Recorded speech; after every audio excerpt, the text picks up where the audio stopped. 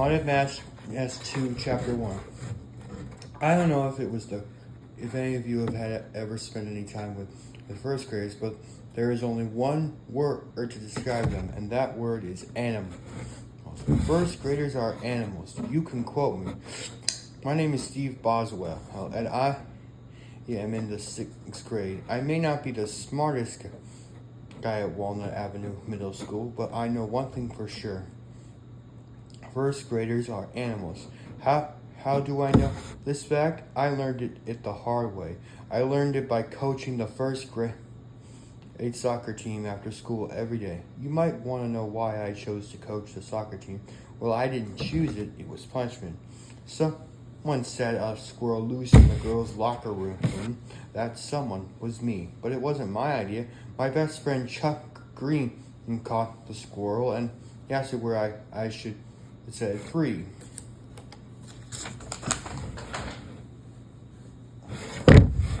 I said, how about the girls' locker room before their baseball game on Thursday? So maybe it was partially my idea, but Chuck was just as much to blame as I was. Of course, I was the one who got caught. Mrs. Curley, the gym teacher, grabbed me as I was letting the squirrel out of the box. The squirrel ran across the gym to the bleachers. The kids, the bleachers, all jumped up and started running and screaming and acting crazy. It was just a dumb squirrel. But all the teachers started chasing after it. It took hours to catch it and get everyone to calm. And so Miss Curley, he said I had to be punished. She gave me the choice.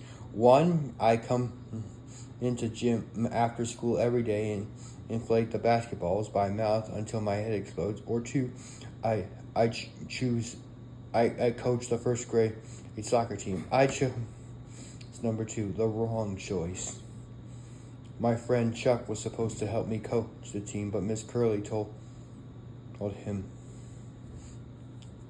But he told Miss Curley he had an after-school job.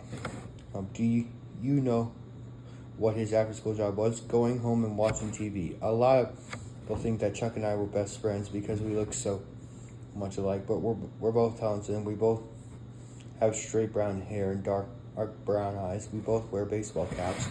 Time. Some people think we're like brothers, but that's not why I like Chuck, and Chuck likes me. We're best friends because we both make each other laugh.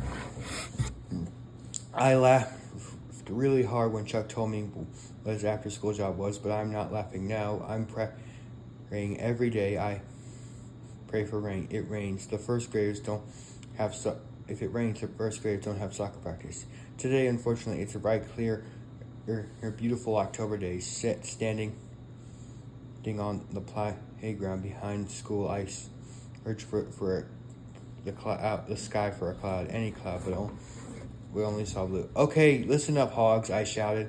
I wasn't making fun of them. That's the name they voted for their team. Do you believe it? The Walnut Avenue Hogs. Does that give you the idea of what these kids are like? I cupped my hands together and around my mouth and shout again, listen, line up, hogs. Andrew Foster grabbed my whistle so I wore around my neck and blew it into my face. Then Benton trampled down hard on my new sneakers. Everyone called him Duck because he quacks all the time. He and Andrew thought that was a riot. Then Maria Rosen jumped up from behind me and threw her arms around my neck and climbed on my back. Maria had curly red hair, freckles all over her face, and had the most evil grin I've ever saw on a kid. Give me a ride, Steve, she shouted. I want a ride. Marie, get off me, I cried. I tried to loosen the grip on my neck. She was choking me now. The hogs were all laughing out. Maria, I can't breathe, I gasped. I bent down and tried to throw her off my back, but she hung on even tighter. Then I felt her lips press against my ear. What are you doing? Okay, was she trying to kiss me or something? Yuck! She spit her bubble gum into my ear, then and laughed like a crazy fiend. She hopped up off and went running across the grass as her curly red hair bouncing behind her. Give me a break, I cried angrily. The purple gum was stuck in my ear. It took me a while to scrape it all out. But by the time I was finished, they had started a practice game. Have you ever watched a 6-year-old play soccer? It's a chasing kick. A chasing kick. Like everyone chases the ball and everyone tries to kick it. I try to teach them positions. I try to teach them how to pass the ball to each other. I tried to teach them teamwork, but all they want to do is chase and kick, which is fine with me as long as they leave me alone. I blow my whistle and act as a referee and try to keep the game going.